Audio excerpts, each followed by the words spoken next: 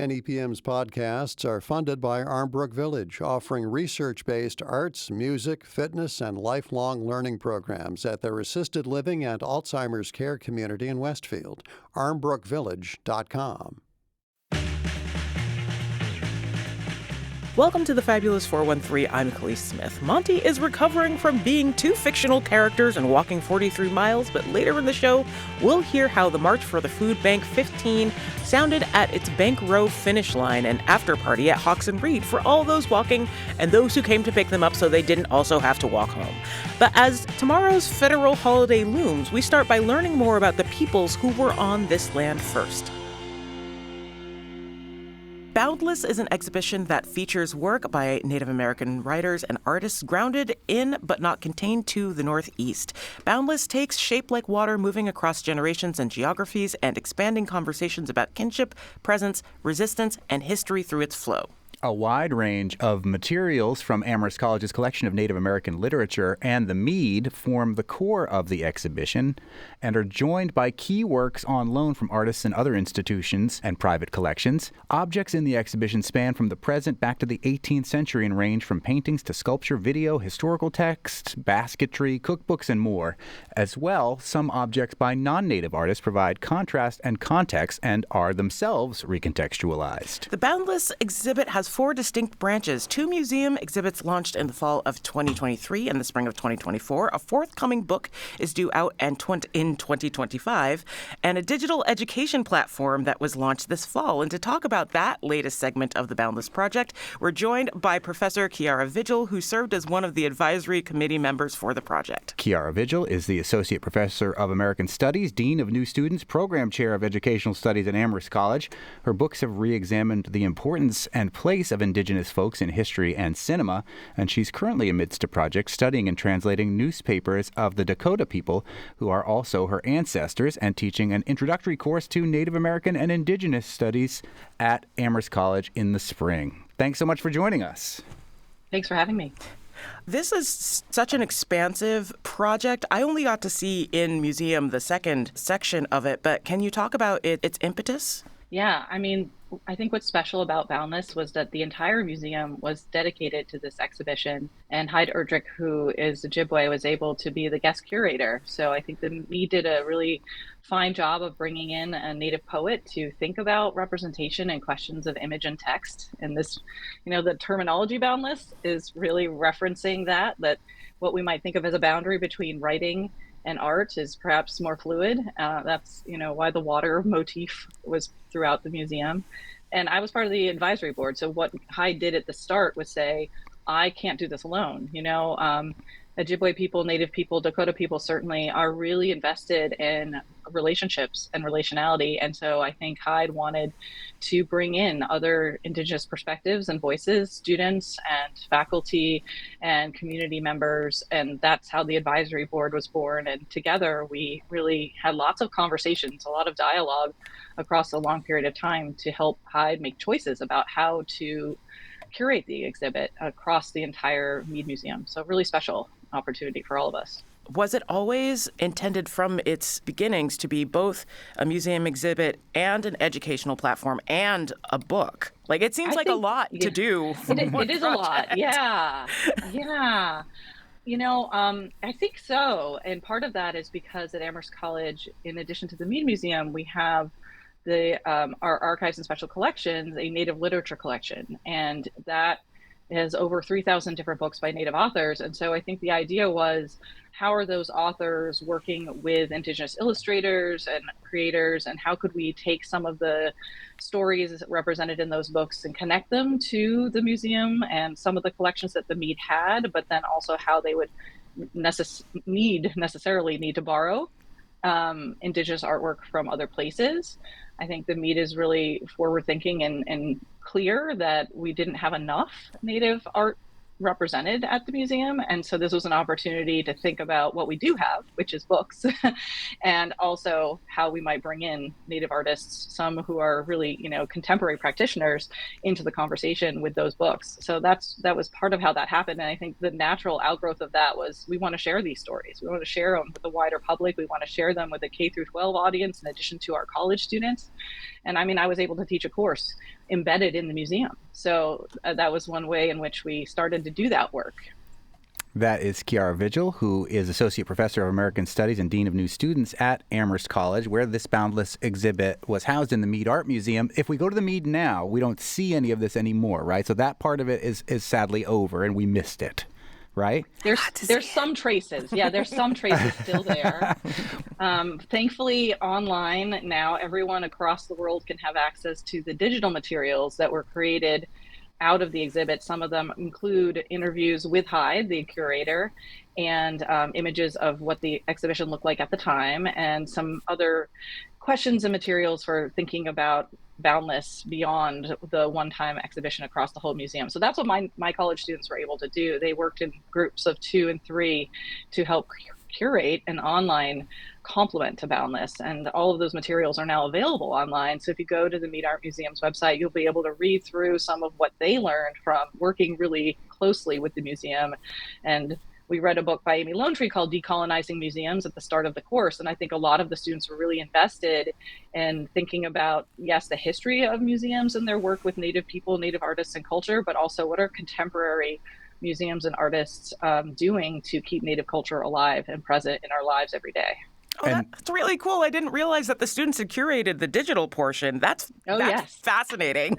And the digital portion is really cool. I mean, there's an audio tour that has everything from a land acknowledgement to poetry to recipes from all sorts of different folks that you can go and click on and then listen to. So you get sort of a virtual audio museum in your own headphones whenever you want it through the Boundless exhibit at the Mead at Amherst College. But I think part that I'm really fascinated by, especially knowing now that students put this together, is how much of the extra stuff that wasn't in the exhibit is trying to convey some of the major themes of the exhibit, like the idea of place when you talk about the Shinnecock people and land developers coming into their sacred spaces, and more of these extra interviews that came in to play to create this platform. That's so cool. Did interacting with what Amherst had on hand expand a lot of what they did and what you're currently doing at Amherst College? And are you trying to dig into what there's no way you got through all of it. Are you continuing to dig to expand your educational offerings? Yes, I think it always feels like a beginning,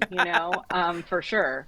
If I had my kind of dream, right, I would say that Boundless was the beginning of thinking about what other artwork the Mead could acquire, what future shows we could have that feature Native artworks from, I love Oscar Howe. He's a Dakota painter who that's my dream of dreams. Let's have his paintings in our museum and let everyone in the, Western Mass come and see them, because they'll have a totally different understanding of Dakota culture and representation from this 20th century perspective. But I think that's where we are, right? We have the opportunity to show how generative that Boundless exhibition was for teaching and learning at Amherst and beyond. And so I think that just will encourage more acquisitions and more thinking work around collections and what the Mead can do. And our Native literature collection in the college's archives is always expanding. And so I think students are really excited to be able to work with those books, especially when they get to see things that are maybe unexpected. So like comic books that are really, recent and current, right? And I actually have a 4th grader who I just was in his class, and we brought some indigenous comic books to his 4th grade class because they're learning about Native people, Native history. And I think it's always important to show that this is a living people, a living history, that, we have people around who are always creating and doing lots of really important work in terms of how we think about history, but also how we think about story and story work. So yeah, we're still doing that, which is exciting. And, the Dakota language stuff that I get to do is special because Eopioye, which is this rare newspaper, was published in the Dakota dialect from like the 1870s to the 1930s. So a really long time, but also a pivotal time, a really hard time for a lot of Dakota people. And so to get get to have access to printed newspapers from that period and then work with Dakota language experts on translating them and getting new insights into that past and how Dakota people thought about the experiences they were having with colonization is really remarkable. And I have an endless amount of classes I could teach materials that we have. An endless array. Awesome. Coming up, more with Amherst professor Chiara Vigil as we look at their recently produced digital educational materials for Boundless. Plus, we'll sneak into the March for the Food Bank's culmination on Bank Row in Greenfield. You're listening to the Fabulous 413 on 88.5 NEPM. The Fabulous 413 podcast is funded by Northeast Solar, offering solar options, energy security, and solutions for the local community. Learn more at northeast-solar.com. We are speaking with Chiara Vigil, who is the Associate Professor of American Studies, the Dean of New Students, the Program Chair of Education Studies at Amherst College, about Boundless, which did have a presence in the Mead Art Museum and now has a presence online. And it's really interesting because, it is an art exhibit and history is woven into it in a beautiful way. There's a lot that has been done in history museums about repatriation of indigenous artifacts, and that has been something that our colleague Nancy Cohen here at NEPM has been following quite a bit. But, there is this K through 12 curriculum, which is wonderful, I think, and it is not only, it touches on history, but it really lives in the world of art as well. And with contemporary artists, including our friend Justin Beatty, who there's a gorgeous painting contrasted with a photograph of UMass campus and the giant library, and then the painting that Justin Beatty have painted, which depicts an indigenous person looming large over the UMass campus, reminding everyone that the indigenous presence is still here. We Are Still Here is the name of the painting. Talk about using art and in teaching history and how that is important for young people, especially the K through 12, with the free curriculum that Boundless has online through this exhibit. Yeah, I think it helps you get different windows into the past because you're seeing, like in that example, right? How do we understand UMass as a place, as a land grant university, on Native land, and its commitments to indigenous endurance and indigenous studies as a scholarly field? Like, how do we think about that? And what are opportunities for maybe asking for more than we're already getting would be great. I feel like what I've noticed with art is that every person comes to it with their own set of questions, and it can really actually reveal a layered and highly textured conversation about, oh, well, I think this is what's going on in this painting. And then another person says, well, actually, I had a different take, right? And so for me, the teaching is really rich because every student, whether they're in the 4th grade or 10th grade or in college, is going to bring their own unique life experience to how they engage with the art, right? And if they've seen other kinds of paintings that are similar, then they might want to put those in conversation with what they're seeing, or it might be really new for them and they have lots of questions. And so that can be really generative too. So it's fun to teach with art as a way into having a bigger conversation about the past and how do we grapple with colonization and how do we think about it specifically here in Western Massachusetts, where indigenous erasure unfortunately has been the dominant narrative, but it is not the only narrative.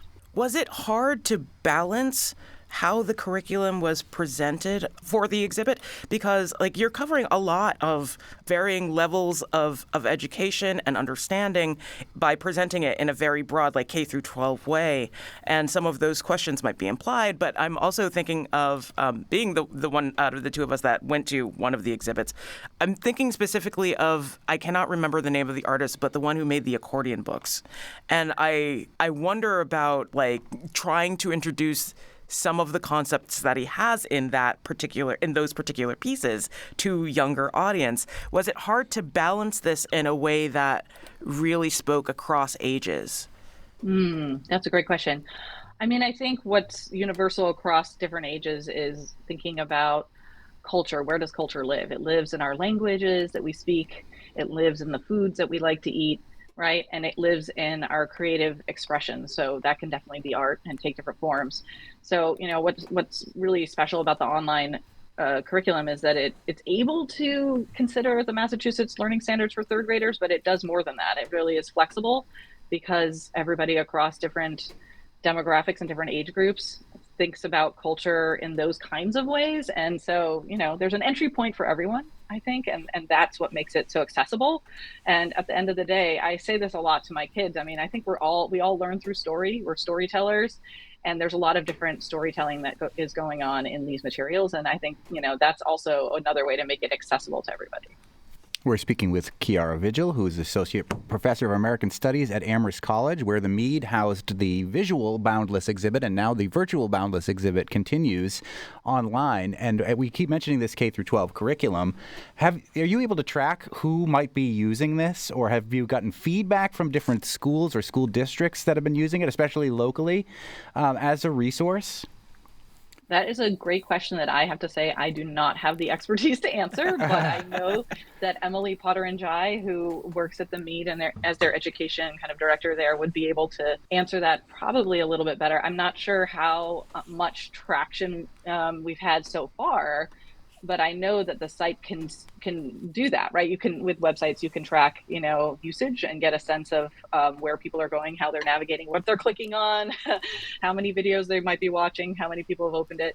So what's special about that is that, this is something across the world people can have access to. So that will be something down the line, maybe a year or two, we can check in and see what it looks like compared to now when it's just recently launched. And we happen to have a show that airs at a time where a lot of teachers are getting out of school and driving home. So know that this resource is there and free and available to you through the Mead's website. And if you're doing a course on any of these things and want to incorporate art into some indigenous studies, it's beautiful and easy and accessible. And with a really great page on further research too, so you can continue not just use this as resource itself, but go on out into the world and find even more stuff.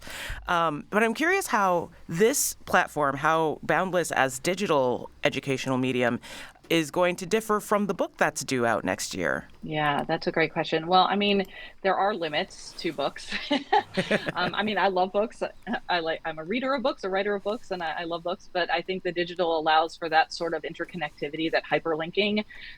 Some of my Dakota language work has shown me that Native people are really attuned to different platforms for sharing knowledge. There's actually a Dakota dictionary app that I have on my phone that I use all the time to help me translate things, and I can click on a button and listen to two different elder speakers say something in the language. So I think just the fact that the digital kind of platform allows for people to engage audio and visual materials in ways that a book can't is really important. The book will in many ways be similar to a catalog, right? You have an art exhibit and you're able to tell the story of how these works came together and how to think about them, what kind of questions they raise, that sort of thing.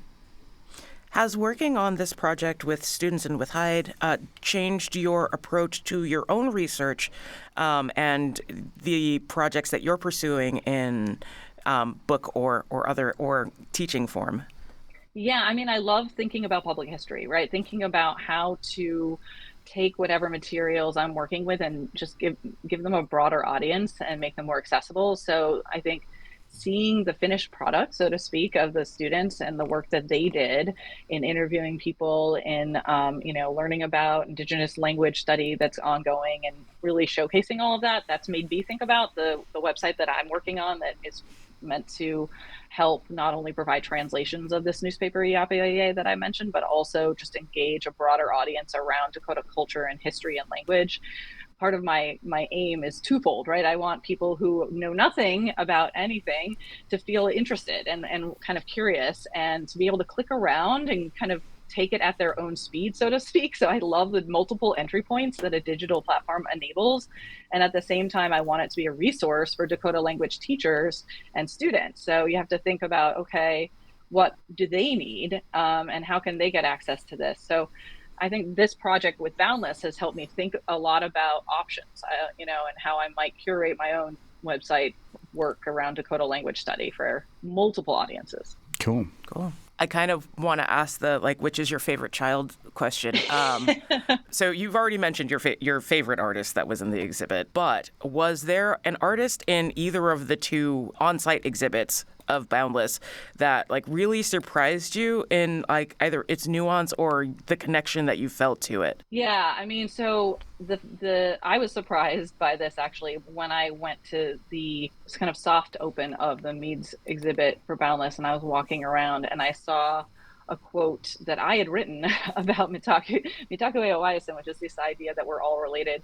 It's a kind of Dakota Lakota phrase, and it was up on the wall, and it's really big. And I was like, oh, this is intense. And across from it was a portrait, a portrait of Sully, who's this like, kind of white painter dude, for lack of a better description, but who's part of the Mary Sully room, like the kind of Dakota painting room, I guess you could say, that was at the Mead. And I love Mary Sully stuff. I think all of her personality prints, her diptychs, her triptychs, her really modern 20th century ways of thinking about identity and critique and culture is so cool. And right now there's a show at the Metropolitan Museum of Art in New York featuring her work. So I feel like we kind of were first in some ways, which is cool, right? Like, hey, happened here first. But she's having a real moment. And I think that's really impressive because she was not at all celebrated as an artist in her time when she was creating this work. And so it is nice to see that can happen many, kind of years, generations later, and we can have an appreciation for that work. So that to me was personally really exciting. And I felt a connection. Certainly I felt a connection because there were Dakota people's work in the room. Diana Whitehawk's amazing kind of paintings are incredible. So like that whole room was special to me. The name of the whole project is Boundless, and it has reached a sort of finished point, but do you see the digital format expanding over the years as more things come out of the archives, as more art gets made, as more students interact with it and what's available? I think that the Mead and my students and Amherst College have a vested interest in creating more, right? So I would say, yes, as resources allow, we will add to the story because the story is ever expanding. And the story is boundless. It's not just a clever name, and it now lives free from boundaries online. If you were to Google Boundless and Mead and Amherst, you'll be able to find all these resources, including audio and video and a curriculum for K through 12. And I'll say, in a town, in a college, both named after a very problematic human being, but that was a college wise enough to change its mascot away from the name of that very problematic human being. This is a wonderful additional step in the right direction, and it's a gorgeous thing to check out online. I mean, it's always funny to me how people give Amherst such a hard time, rightly so. He had a bad idea that never got enacted exactly in the way that he wanted it. Meanwhile, Holyoke was the lieutenant in command to William Turner, who actually committed an actual genocide, Yeah, nah, well, Turner's Falls, that's bad mojo up there. Baked into the history is so the literal bloodshed of that area. That, the kind of massacres that have occurred is hard. I know a lot of other folks who have still a hard time returning there. Right. It's not my people's homeland, right? So I don't have that personal kind of thing, but I understand. I mean, there's more work to be done, but we've come a long way from when I started at Amherst, which was 2012. So we were still the Lord Jeffs at that point. Right. Coming from a school whose alma mater also had the Lords and only just recently changed that also. Yeah, I get it. The Lords, it's so lazy. Like, why can't you come up with literally anything else? We're the Owls now, which is great. The Mammoth is awesome. I mean, Mammoth was good. Yeah, totally. I mean, it makes so much sense. Right? Oh, yes. Yeah, we see their footprints. Yes, right. It's so really much better. Cool. Yeah. Sorry, I didn't get to see the visual part of it at the Mead. It was so cool in person. But you also may have missed it, and you can still continue to experience it boundlessly. It's boundless, and we've been joined by Kiara Vigil, who's the Associate Professor of American Studies, the Dean of New Students, and the Program Chair of Education Studies at Amherst College. Thank you so much. Thanks for having me. Oh, our pleasure. We'll link to the third section of the Boundless exhibit. It's a digital platform in the show notes of today's podcast. But you can also see some of the work that was in the first two exhibits on the Mead Art Museum website. Up next, what do you get after walking 43 miles through 3 counties, 11 towns, pushing a shopping cart all the way, sometimes in the rain? You get to celebrate, is what. We'll sneak into the March for the Food Bank of Western Mass, including festivities next. You're listening to the Fabulous 413 on 88.5 any PM. The Fabulous 413 podcast is funded by the UMass 5 College Credit Union, offering co-op advantage checking with cash back on all purchases, plus secure debit card controls, all from the UMass 5 mobile banking app. Insured by NCUA, umass5.coop.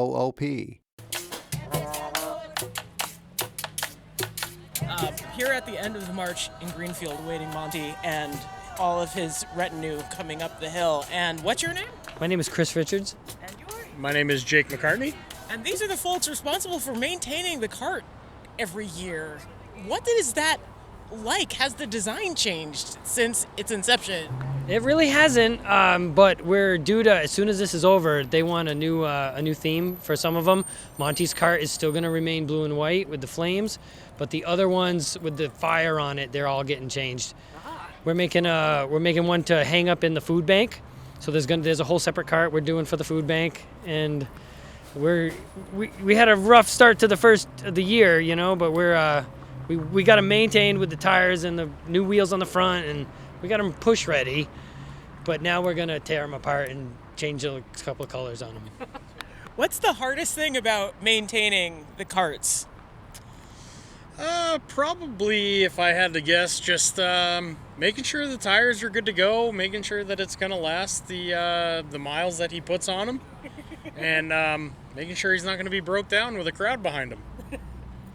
And you come to Greenfield every year. Do you drop them off in Springfield and then 2 days later pick them up in Greenfield every year? Yeah, we take them to the MLK Center a couple days ago, and him and I do it with the collision repair instructors at Smith Vocational and Agricultural High School. Yeah, and we keep them going. It was a predecessor of mine who started the program with Monte, but he's retired now, Mr. Mike Brooks, and we're taking it on and we're keeping it going. How does that fit into the regular curriculum of Smith Voc? Well, there's all kinds of state frameworks that it does click off. The welding, we put bike forks on the back, so there's got pneumatic tires, and there's a lot of welding and custom paint and prep and cleaning, all kinds of stuff. It really does.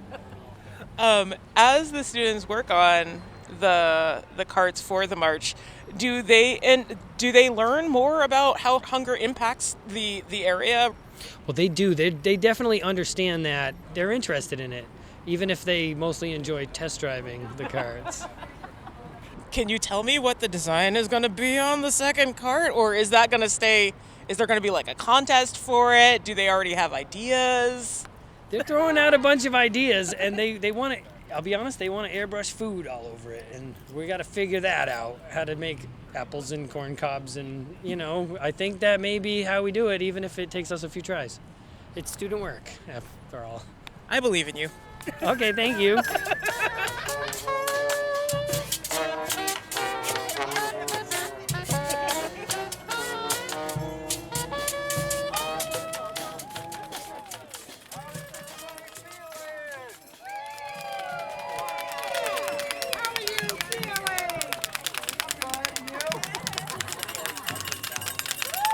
Welcome to downtown Greenfield. Welcome to City Hall. Welcome to the Common. Welcome to Hawking Reed. Thank you to our friends at Stone Soup Cafe. We're right a block that way. There's a final agency that worked with the food bank on this march that we've done over the last 2 days. How many people went all the way from Berkshire Brewing Company today? How many people went all the way from downtown Amherst today? How many people left Northampton today? How many people did all of both days, all 43 miles?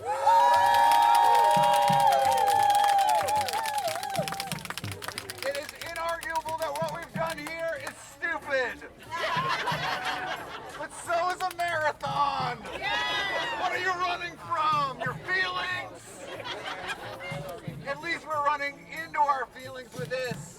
I know a lot of people at certain times feel like they can't do any good in the world. And sometimes getting behind a shopping cart, dressing weird, or getting bundled up with some friends and walking a long distance can make some real change. And we're going to start to hear very shortly some of the numbers whenever I get the green light from the food bank to start rolling out that information. But let's first welcome the congressman from the 2nd Congressional District who represents Greenfield, Massachusetts, and beyond, Congressman Jim McGovern. Let's hear it for Monte.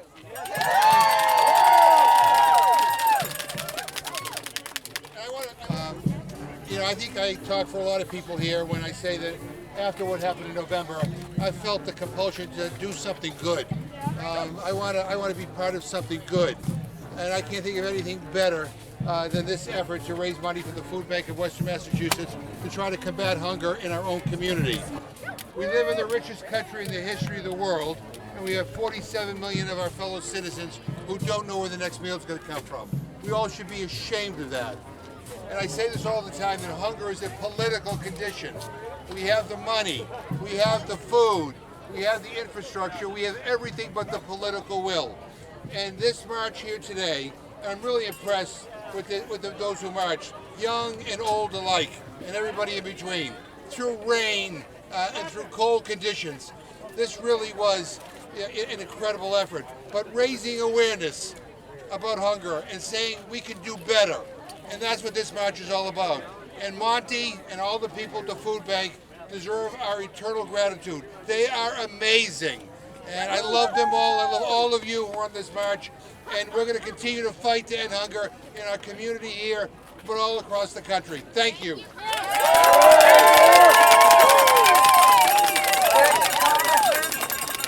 When I told the congressman that we were going to expand this march to 2 days and the first day was not even going to be in his district, that he didn't need to think about marching, his office said, well, you know he's gonna, right? And he has every year since we've done that. He's done it for, I think this is his 11th year. Really walking the walk. All right, here's what I think we should do. It's gonna take some time to run the numbers. If you're a team that is trying to generate more money, call all of your friends in to go online and donate. It's cold out here, but there's a dance party from Double Edge Theater happening over there that I'm going to go dance in, but then go eat, and then inside, where it's nice and warm, we will drink. First, Andrew Morehouse, Executive Director of the Food Bank. You gotta really eat the thing. You just put it in your mouth, basically. There's no button. You just put it in your mouth and yell. All right, I like that. Hey, you should be thanking yourselves. Give yourselves a round of applause. And take a look around. Take a look around. It's amazing. It's amazing. Every year we do this, and this year is bigger and better. There are more of you out here today, and we're so grateful. Please, before I say anything else, do me a favor. Over the holidays, whichever holiday you celebrate, take a moment to share this story with your loved ones. Tell them what you did today, because today's not only a fundraiser, it's not only an awareness raiser, this is democracy in action. Right? Right? Because when you see something that's not working, you shout out, you shine a light on it, because dissent is patriotic. Remember that. Okay? So that's why we're here today. First and foremost, I want to thank Monte. Right? 15 years and $4 million later. And I want to thank Jim, not only for everything he's done every year that he's marched with us, and he knows what that is, but of course, for being a champion of food security on Capitol Hill for decades. Thank you, Jim. So thank yourselves as well, whether you marched for the first time or this is a repeat, for all the supporters who are supporting you, the businesses out there, the individuals out there, the people who have come and gone. We've had mayors, we've had legislators. I think Natalie is holding the fort for all day today. Jake Oliveira from Hampden County yesterday. It's just a sight to be seen. I want to thank the staff at the food bank, our development team, Jillian, Cheyenne, Risley, communications team, Clay, and Deb, and everyone back at the what do you call it? Mothership? Mothership? Yeah. We don't call it that, but only he can. Our donor engagement team, Natasha and Shirley and Jen and a whole crew of volunteers. We couldn't have done it without you. And I just want to say that, every year this march takes on a life of its own. In years past, it's all been about mobilizing. Clearly this year, it's a little bit about licking our wounds, making sense of what happened, preparing ourselves for what's coming up in the future. But I've seen connections made, I've seen friendships rebuilt, I've seen friendships nourished, and a lot of strategizing of what we're going to do next, and that's what it's all about. So thank you so much. And for those of you who may not have forgotten, yes, it is a fundraiser, and because of all you, we have surpassed our goal, more than the equivalent of 1.5 million meals. But remember, that's what we distribute in 1 month to 224,000 people. We have to do this every month of the year. So stay engaged, learn more about the issue, because that's what it's all about. Check out our website and tell the story of what you did today and what we need to continue to do every month of this year. Thank you so much, and let's go have some fun. Thank you, Andrew Morehouse from the food bank. Okay, now, first order of business is for me to dance with Double Edge. Go inside, and if you're part of a team, we want to celebrate what you have done, and we will do that where it's warm and cozy inside where there's a stage. And even if they don't have the mics on, we're going to celebrate everybody there.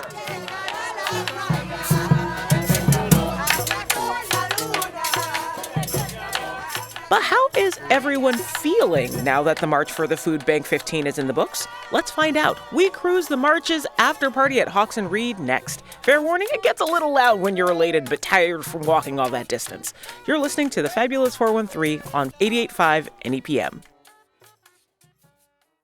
The Fabulous 413 podcast is funded by UMass Amherst School of Public Policy, offering graduate programs in public affairs, public policy and administration, data analytics, and computational social science. umass.edu/SPP. NEPM's podcasts are funded by Armbrook Village Senior Living in Westfield, offering assisted living and compass memory support with evidence-based treatment for those with memory loss. More at armbrookvillage.com.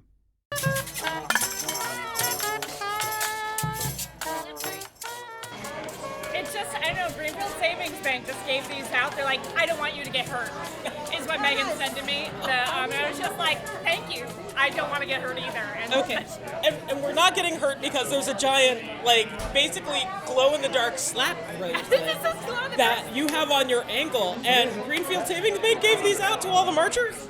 They sure did. Safety first, making sure everyone is seen and visible from the road. It gets dark out there. And we're super grateful for them for sponsoring, supporting, and making sure we're safe out there. It was actually the way that we could see you from down the hill because we could see the lights waving. Although it should be noted that there has been no casualties nor injuries during the March for the Food Bank on any of the years. Unless you count sore muscles. Anyhow, you've finished walking your 43 miles. Did you get to eat? I had a little bit, and I had a scotch, because I need that and Advil for the pain in my legs. I'm 60. I turned 65, right? Time to retire. And I'm like, how come I'm doing this, right? But you know what? I really felt I wanted to be involved in something good, and I can't think of anything better to do than raise money for the food bank and alleviate hunger in our community. And to march with Monte, Alpha Buff from Wicked right now, Linda from Wicked yesterday. Who wouldn't want to do that?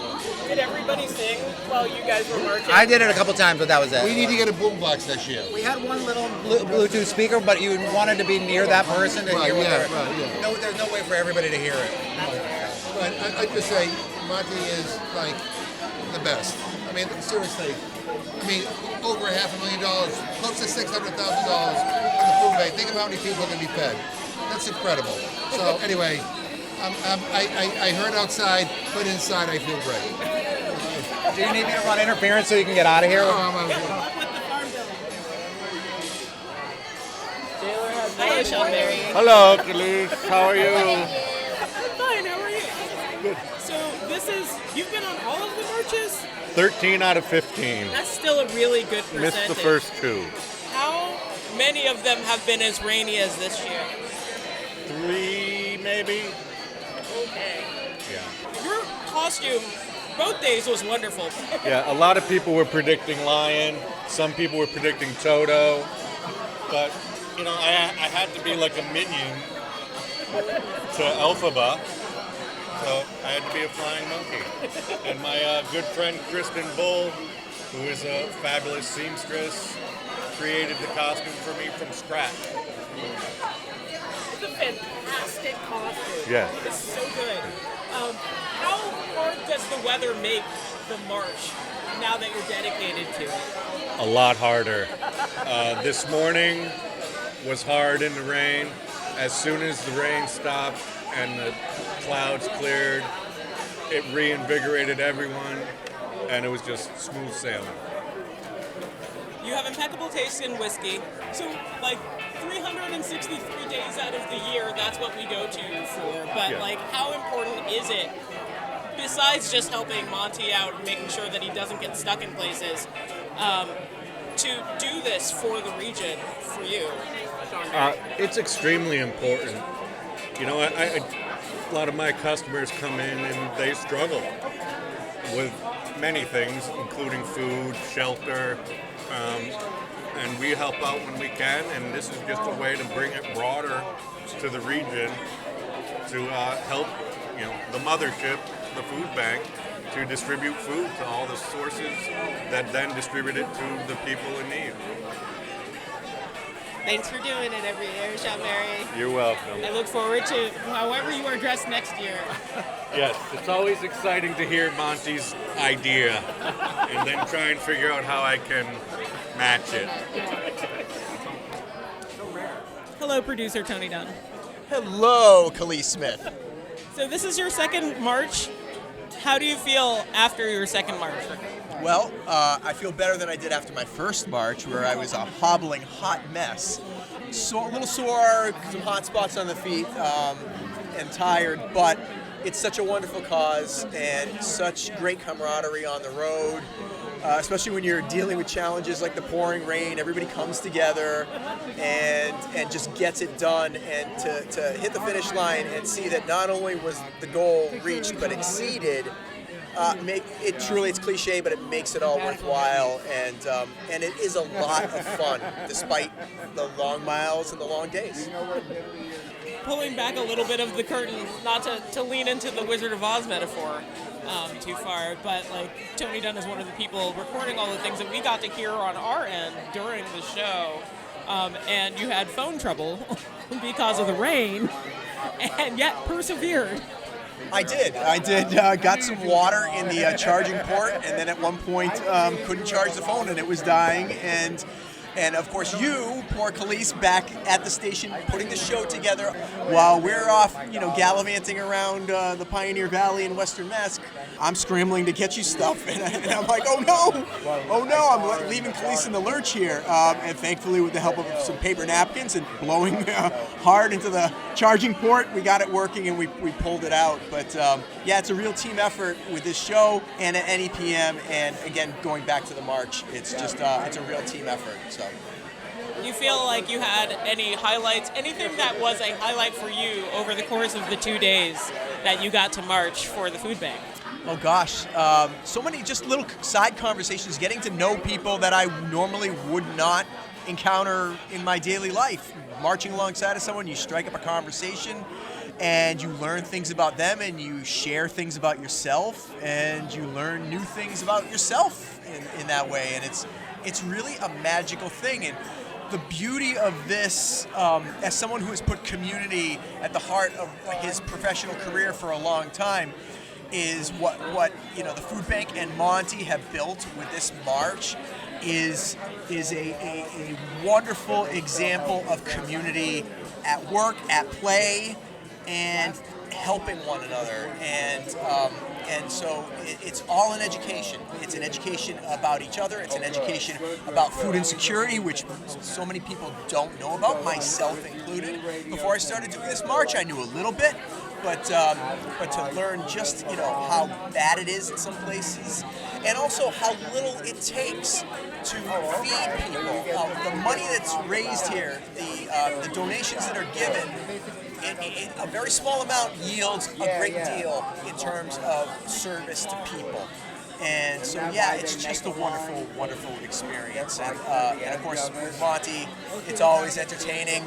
And he inspires all of us to sort of push forward and do things outside of our comfort zone. I know he's done it for me. I want to give a huge shout out to Swanson's Fabrics and Buckingham Rapids Vintage, who took reclaimed fabric, kept it out of a landfill, and turned me into Glinda and Elphaba for this wicked awesome time. I want to once again, I can't thank everybody, and I will forget everybody, but I do want to give a huge shout out to 93.9 The River, getting the word out, and I want to thank our entire team at NEPM. I will leave you by saying it's fun to get dressed up like a witch or like Barbie or an astronaut, but there is a real astronaut here right now. Find them while I eat and drink.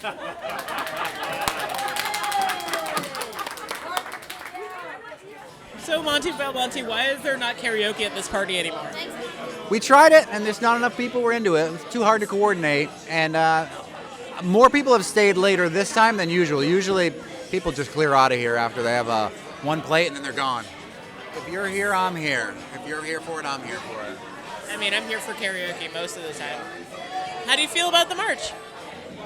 It was a slog today when it was raining, but even though it was crisp on Monday, it was inspiring to go through all those neighborhoods and to chat with all those people. And then today, even more people coming out and hearing the stories of the connections that get made between the people and seeing the school groups that come out, and even having done this for 15 years, knowing the connections that have come out of just the marching part of it that have turned into something important is really humbling.